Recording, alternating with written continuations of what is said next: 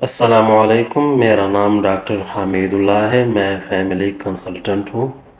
آج ہم لیور کے بارے میں بات کر لیں گے۔ لیور ہمارے جسم کا ایک اہم امپورٹنٹ آرگن ہے اور اس کے تقریباً 500 سے زیادہ فنکشن ہے۔ اس ویڈیو میں یہ کوشش کروں گا کہ ہمارا لیور کتنا ہیلتھی ہے۔ ہمارے جسم میں کچھ ایسی علامات پائے جاتے ہیں جیسے پتہ چلتا ہے کہ ہمارا لیور صحیح طرح ورک نہیں کرتا۔ تو جانیے اس ویڈیو میں اور ویڈیو اینڈ تک دیکھنا۔ ہمارے پاس پہلے نمبر پہ ہے ریڈ پامز، یعنی ہتھیلی کا لال ہونا۔ اس میں خارش ہو جاتی ہے، ہتھیلی سرخ ہو جاتی ہے۔ دوسرے نمبر پہ ہے ریڈ پرپل سپاٹس، یعنی ہمارے جسم میں سرخ نما سپاٹس پیدا ہو جاتے ہیں، خاص کر پاؤں میں، ہاتھوں میں، پیٹ میں، یہ کہیں بھی آ سکتے ہیں۔ تھرڈ نمبر پہ ہے کریکڈ ہیلز، ایڑیوں کا پھٹنا۔ لیور چونکہ بائل بناتا ہے، بائل فیٹ ڈائجیشن کرتا ہے، پھر اس سے فیٹ سولوبل وٹامن ایبزورب ہو جاتے ہیں، جیسے وٹامن ای ہو گئی ہے، وٹامن اے، وٹامن کے اور وٹامن ڈی۔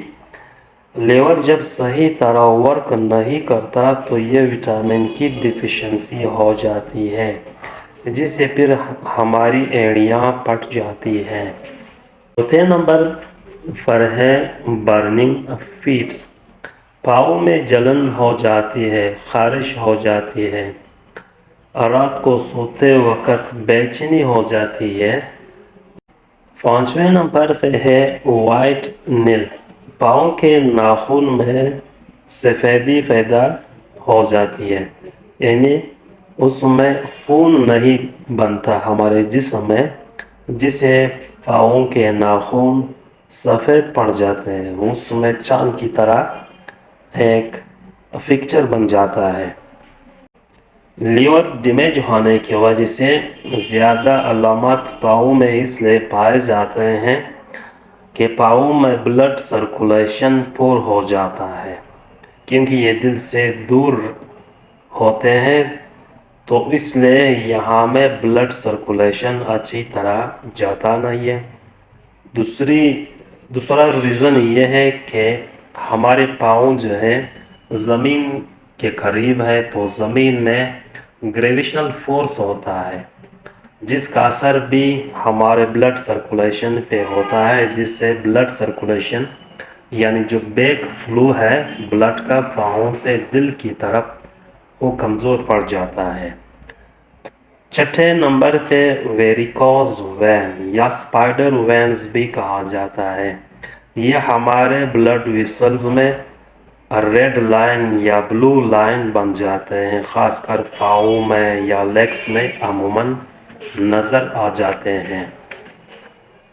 ساتویں نمبر پہ پاؤں میں بدبو آتی ہے، جب بھی آپ شوز اتار دیتے ہیں تو یہ بدبو دور تک جاتی ہے، جیسے لوگ بھی محسوس کرتے ہیں۔ لیور چونکہ ٹاکسین کو ہمارے جسم سے ریمو کرتا ہے، جب لیور ڈیمیج ہو جائے تو یہ ٹاکسین اینڈ ویسٹ پروڈکٹ جو ہمارے خون میں ہے وہ ہمارے جسم میں سٹے کرتا ہے۔ آٹھویں نمبر پہ ہے پیٹنگ ایڈیما، یعنی پاؤں میں سوجن پیدا ہو جائے، اس لیے کہ لیور میں پروٹین بنتا نہیں ہے، تو اس لیے ہمارے پاؤں میں پھر سوجن پیدا ہو جاتا ہے۔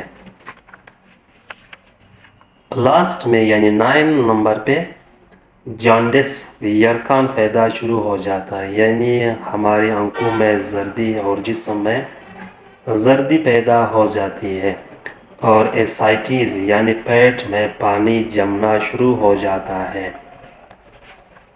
تشخیص میں یعنی ڈائیگنوسس پروسیس میں کہ ہم اس بیماری کو ڈائیگنوز کر لیں، ہم لیور کو बीमारी है, इसको आइडेंटिफाई करने के लिए हमने फिर एक सिंपल टेस्ट की तरफ लेके जाना है जिसको एब्डोमिनल अल्ट्रासाउंड कहा जाता है, जिसमें बआसानी हम अपनी लीवर को डायग्नोस कर सकते हैं कि हमारी लीवर में फैटी लीवर के 3rd स्टेज पे हैं और यौन में स्केर पैदा हो चुके हैं।